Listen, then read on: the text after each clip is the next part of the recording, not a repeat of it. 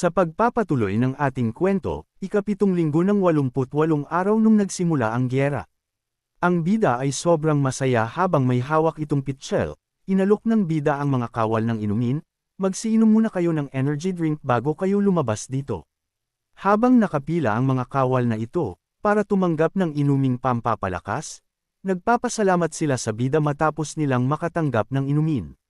Nang inumin ng mga kawal ang binigay na pampalakas ni Adrian, ito ay kanilang nagustuhan na para bang gumanda ang kanilang pakiramdam. Nakaka-refresh naman ito, sabi ng isa. Oo, ang ibang brigades ay nanghihina nung sila'y nakikipagdigmaan, ngunit ang ating brigade ay masigla. Itong kanilang ininom pala ay may sangkap na mamahalin na hindi basta-bastang inumin, ito ay isang diluted elixir. Ang bida naman ay nakangiti na lamang matapos niyang bigyan ang mga kawal nito. Sa totoo lang kasayangan lang ito ng oras pero kailangan kong gawin ito para matapos agad ang gera, tugon ng bida. Dito nagkaroon sila ng kunting pag-uusap, halina kayo puntahan natin sila at matyagan mabuti.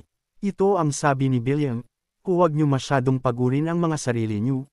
Tugon naman ng bida, habang sila'y nag-uusap, isang kawal ang sumingit, Brigadier Sir, sabi nitong lalaki na nakatalikod. Humarap naman itong bida nung siya'y tinawag nito. Habang si Arcia ay nasa kanyang likuran, ang division commander ay hinahanap ka, ito ang sabi ng lalaki sa bida, at biglang nagulat si Adrian at napatanong na lang, pinapatawag na naman ako ulit. Dito may biglang dumating na nagmula sa itaas, at tinaas ng bida ang isang pagkain para dito. Ayon naman pala ang dumating ay ang kanyang alaga na si Black Eagle, ito'y kanyang pinapakain habang siya'y nakaupo, habang ang eagle naman na ito ay kumakain na binigay ng kanyang amo. Matapos pakainin ng bida ang eagle, ito'y lumipad na paitaas, habang ang mga balahibo nito ay lumilipad na lang sa himpapawid, dahil ito'y natanggal mula sa kanyang pakpak. Sumakay naman na sa sasakyan ang bida kasama nito ang kanyang support at ang kanyang kawal, sila'y aalis na, habang ang bida naman ay nakatingin sa itaas upang tignan ang kanyang alaga na eagle. Sa pagpapatuloy ng kanilang paglalakbay napakwento si Adrian, na sa mga nagdaang araw madalas ako kausapin ni Otis. Napatawa ang kanyang kawal, ibig sabihin niyan pinagkakatiwalaan ka na niya ng sobra kaya ganun si Commander Otis sa iyo, tugon ng kawal kay Adrian. Dagdag pa nitong kawal, habang sila'y nasa biyahe, hindi ba't magandang bagay ito para sa iyo? Ang kawal ay napangiti matapos niya itong sabihin, nakakainis kasi sa patuloy na pagtawag ng isang dakilang aristocrat, nakakaabala kasi iyon para sa akin, ngunit wala naman akong magagawa kundi pumunta na lang din. Ito ang sabi ng bida habang ito'y masama sa kanyang loob. Nang makadating na ang ating bida, ito'y nag-iisip habang nakatingin ito sa kanyang harapan, habang may hawak ito na babasagin na baso na may lamang wine. Iyon naman pala ay nag-uusap-usap ang ilan na mga tao dito patungkol sa kanya. Andito rin pala yung ibang unit commander, tanong nila, habang may hawak na wine ang isa. Habang tinitignan ng bida ang mga nag-uusap-usap, nasummon din kaya niya ang ibang matataas na rangkang commander sa bawat division. Tanong niya sa kanyang sarili, dagdag pa nito, kung ito'y may kinalaman sa digmaan pwede niya akong sabihan patungkol dito, meron ba siyang importanteng sasabihin, na hindi pwedeng isa publiko? Tanong ng bida sa kanyang isipan. Biglang sumigaw itong si Otis ng malakas, maligayang pagdating sa inyong lahat, ito ang sabi niya habang nakangiti sa lahat. Kaya napatingin ang lahat sa kanya, dahil sa gulat nila na marinig ang boses ng kanilang Commander Otis, at ang bida naman napalingon din. Habang ang ibang kawal ay nakatingin sa kanya, magalak kayong lahat, hindi nyo na maririnig pa kailaman ang nakakasakit na tunog ng putok ng baril, ito ang sabi ni Otis sa kanilang lahat, dagdag pa nito, malapit nang ideklara ang pagtatapos ng digmaan. Dito napaisip at napayuko ang bida matapos niya itong marinig, na para bang ang kanyang mukha ay nagulat nang marinig niya na malapit nang ideklara ang pagtatapos ng digmaan. Dito humarap si Otis sa kanyang kawal upang sabihin ito, de-declare na ang pagtatapos ng digmaan. Ang foreign ministers ng parehas na bansa ay kasalukuyang nagdaraos ng pulong, ito ang sabi ni Otis, habang ang mga tao na nasa kanyang harapan ay nakikinig sa kanyang sinabi. Ang mga tao na ito ay nag-uusap-usap matapos marinig ang sinabi ng kanilang Commander Otis, na ang mga Croizon guys ay wala ng intensyon na pumunta sa all-out na digmaan, dahil ang digmaan na ito ay malaki lang sa scale pero sa huli, ito ay lokal na digmaan na walang iba sa taunang pangyayari. Dito nagsisilita naman ang ilang lalaki sa likuran ni Adrian ng kung ano-ano, yung mga baliw na iyon. Nagtataka ako bakit sa mundo na ito ginagawa nila yung mga ganyan, sabi ng may biguti. Halata naman kasi na ginagawa nila iyon dahil gusto nila palakasin ang kanilang imperial power. Ito naman ang sabi ng lalaki na walang biguti, ito naman ang nasa isipan ng bida, walang pinagkaiba ito sa buhay ko noon. Sa tingin ko walang swerte ang aking nation pagdating sa relasyon sa kabilang bansa.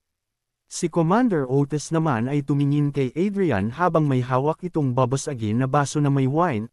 Paano naman ang mga vanguards na kung ipinadala? Tanong ni Adrian kay Otis, hanggang ibigay ang deklarasyon ng pagtatapos ng digmaan, dapat nila ipagpatuloy ang laro ng digmaang ito, sabi ni Otis sa bida. Ang mata ng bida ay napatingin na lamang sa ibaba at ito'y napayuko ng unti. Larong digmaan, ang sabi niya laging ang subordinate ang namatay dahil sa mga desisyon ng mga superiors, ito ang nasa isipan ng bida. Dito napatingin si Adrian kay Commander Otis, Brigadier Adrian, ngayon ay mag-relax ka, sabi ni Otis sa kanya habang sila'y may hawak ng wine. Nagsalita muli si Otis, hindi ba nakatanggap ka ng Golden Lion Medal, bilang natatatanggap mo ang mga spoils sa digmaan? Tanong ni Otis sa kanya, habang ang mukha ni Adrian ay parang nalulungkot ito. Dagdag pa ni Otis, tiyak na hindi maliit ang iyong mga gantimpala kung ganito lamang magtatapos ang digmaan, kaya nga ngayon nilalasap ko na lang ang mga sandaling ito. Ito ang tinitignan ni Otis sa damit ni Adrian, ang gantimpala na natanggap ni Adrian ang isang Golden Lion Medal. Ang bida naman ay napangiti na lang nung marinig niya ang sinabi ni Otis, tama nga naman, ito ang kanyang nasa isipan, opo sir, sagot niya kay Otis. Dito nagpakasaya na lamang ang bida, habang nag-share sila ni Commander Otis, sa halip na mag-alala ang bida, siya'y magpo-focus na lamang para sa kanyang kinabukasan, dahil pagtapos ang digmaan na kanyang kinaharap, siya'y babalik na muli sa kanyang pamilya. Dito si William ay nagsalita, sa tingin ko pa rin naman ito ay isang magandang bagay, sabi ni William sa kanyang kausap. Napaisip ang bida sa sinabi ni William sa kanya, habang si Arcia naman ay sarap na sarap sa kanyang kinakain, at si William naman ay nakatayo sa harapan ni Adrian. Ito naman ang nasa isipan ng bida, ano kayang mangyayari kung ang bansa natin at ang Croatian Empire ay nagkaroon ng kasunduan na all out yung digmaan? Sumagot naman si William, 100 sky fortresses at 10,000 vanguards ang nilipol ang lahat, ito ang kanyang sinabi sa bida. Si William ay napatingin na lamang at meron naman lumabas sa harapan nito na system. Habang ang bida naman ay nakaupo, kailangan mo magpahinga siguro ng maigi, bakit ka andito, anong ginagawa mo dito? Tanong ng bida, habang ito'y nakatingin sa pagkain ni Arcia. Nagulat naman si Arcia sa ginawa na paghingi ni Adrian sa kanya, kaya nanlaki ang mga mata nito. Nanghingi naman pala ang bida upang ibigay kay William ang isang pagkain na ito. Nagulat naman si William sa inabot sa kanya, ano po ito young master? Tanong ni William sa kanya. Tinanggap ni William ang binigay sa kanya na pagkain, habang ito'y nagtataka, isipin mo na lang na ibinigay yan ni Commander Otis. Ito ay may kamahalan na pagkain, sabi sa kanya ng bida, habang si Arcia ay patuloy pa din sa pagmuya ng pagkain. Habang kinakain ni William ang pagkain na inalok sa kanya ni Adrian, nararamdaman ko na ito dati.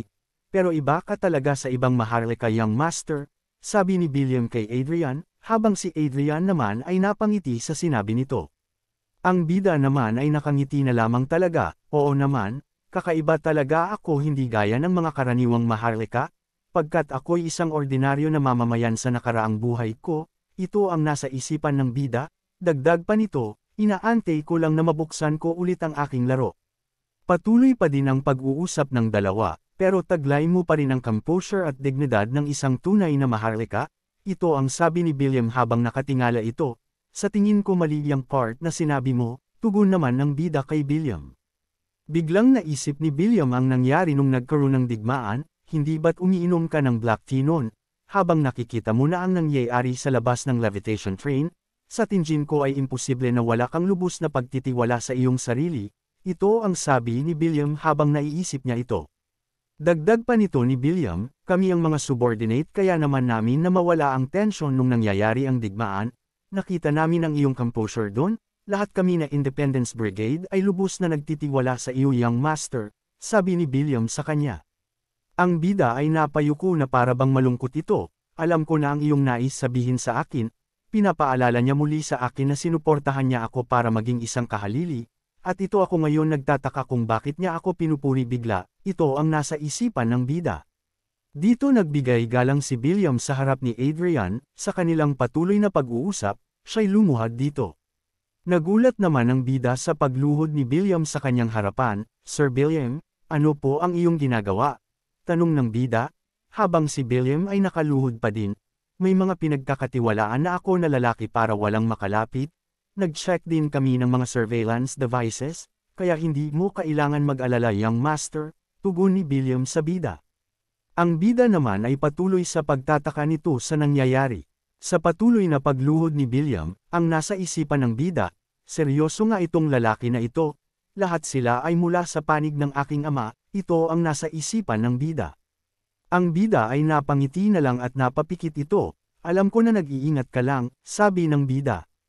Pero maaring mas mapansin ang ganitong uri ng pag-uugali, tugon ni Adrian, habang ito'y nakahawak sa kanyang ulo.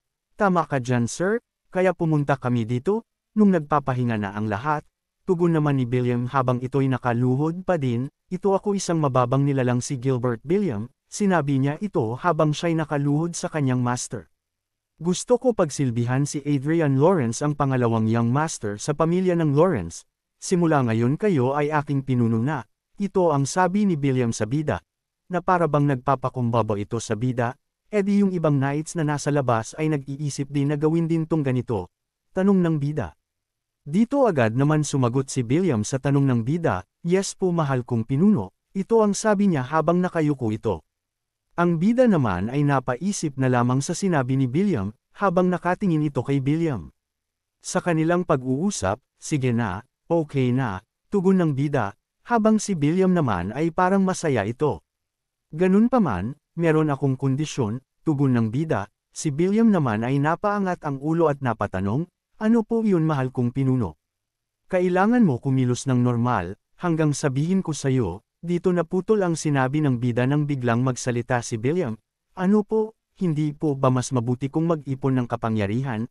Dagdag pa nito, kahit naman magbuo ka ng kapangyarihan mo dito ngayon, ang laki ng ating puwersa, walang may kaya nun, ito ang sabi ni William. Sumagot naman ang bida, hindi ito dapat hamakin, ngunit hindi sapat para manalo tayo. Diba? Dagdag pa nito, meron akong plano, pakiusap sundin mo na lang ang aking utos. Opo mahal kong pinuno, ito ang sabi ni William kay Adrian habang nakaluhod ito. Nag-iisip muli ang bida sa mga oras na ito, ilan kaya na mga kabalyero na handang sumunod sa akin, nagaya mo Sir William, ito ang tanong niya sa kanyang isipan. Una sa lahat, meron tayong 5 vanguards ngayon, at ang natitira na mga kabalyero ngayon ay umiikot sa 30 ang bilang. Kung titipunin natin ang mga tao mula sa territory, kahit man lang ang laki natin ngayon damable. Sumagot naman ang bida, mabuti kung ganun Sir William, ito ang sabi niya habang nakaluhod si William sa kanya. Matapos nilang mag-usap tumayo ang bida para ito'y umalis na, ngunit itong si William ay napaangat. Meron po ako isang bagay na gusto sabihin sa inyo master, ito ang sabi ni William, kaya't itong si Adrian naman ay napalingon bigla. Ang kanyang pinuno ay nagbabalak na i-assign sa iyo si Sir Perseus, sa tingin ko, magandang idea ito na kunin mo siya ng mas maaga, tugon ni William sa kanya. Nagtaka at nagulat naman ang bida sa sinabi ni William, Sir Perseus, tanong ng bida. Si Perseus, ito ay orihinal, ang Vice Commander ng Kabalyero Utos ng Lawrence. Sa kanyang superior skills, halos walang ka-rival siya sa lahat ng aura na marunong, may isang exception lamang ang Knight Commander. Pero akala ko umalis na siya sa order na iyon, tulad niya ay nasama sa pamilyang political fight, na nakasentro sa paligid ni Anna. Humarap si Adrian kay William, bumabalik na naman ang ganung uri ng tao, ito ang nasa isipan ng bida, baka pag bumalik siya, maraming kabalyero na nanatiling neutral, at magbabago ang kanilang isip. Ito ang sabi ni William kay Adrian, dagdag pa sa isipan ng bida, si Sir Perseus ay isang tipikal na warrior at isang napakasikat na kabalyero. Sa kabilang salita, merong lugar para sa mga power expansion sa pamamagitan niya.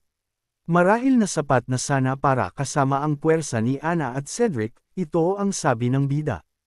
Tuluyang napaisip ang bida, kapag kinuha ko si Sir Perseus, hindi masamang idea ito ang nasa isipan ng bida, habang seryoso ang kanyang mukha. Dagdag pa nito sa kanyang isipan, parang ang kanyang mukha ay sobrang masaya sa kanyang nalaman, lalo na pagdating sa isang mahalagang talento na maaari ko gamitin sa labas ng aking pamilya. Nagulat si William sa sinabi ni Adrian sa kanya, sa tingin ko kailangan ko na siyang makita ng maaga, maari mo bang ayusin ito? Siyempre ng palihim Sir William, ito ang sabi ni Adrian, kaya't si William ay nagulat at nagtataka.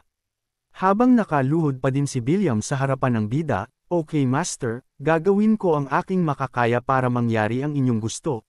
Ito ang sabi ni William sa bida, habang si Adrian naman ay nakatayo sa harapan ni William. Natapos na ang usapan ng dalawa, kaya'y lumabas na si Adrian kasama nito si Arcia, at si William, habang ang mga kawal naman sa labas ng pinto ay nakasaludo sa ating bida sa paglabas nito.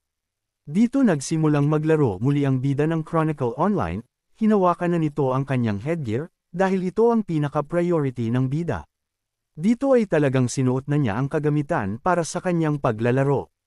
Ang bida ay sobrang masaya dahil siya'y nakabalik na muli sa paglalaro. Gusto ng bida na tapusan ang susunod na Lucky Encounter Quest, bubuin ko ang 7th Circle Nugent, ito ang sabi ng bida. Ngunit nang matapos niya ang paglalaro merong hindi inaasahan, siya'y natalo sa laban, siya'y napahiga at madaming dugo sa kanyang bibig. Ganun din ang natamo ng kanyang summon supporter na si Arcia, nagtamo din ito ng pinsala, kaya't madaming dugo sa kanyang katawan. Ganun din sa kanyang sub-supporter na Black Eagle, nagtamo din ng pinsala, kaya't ito ay madaming dugo din. At lumabas sa system na siya'y namatay sa laro.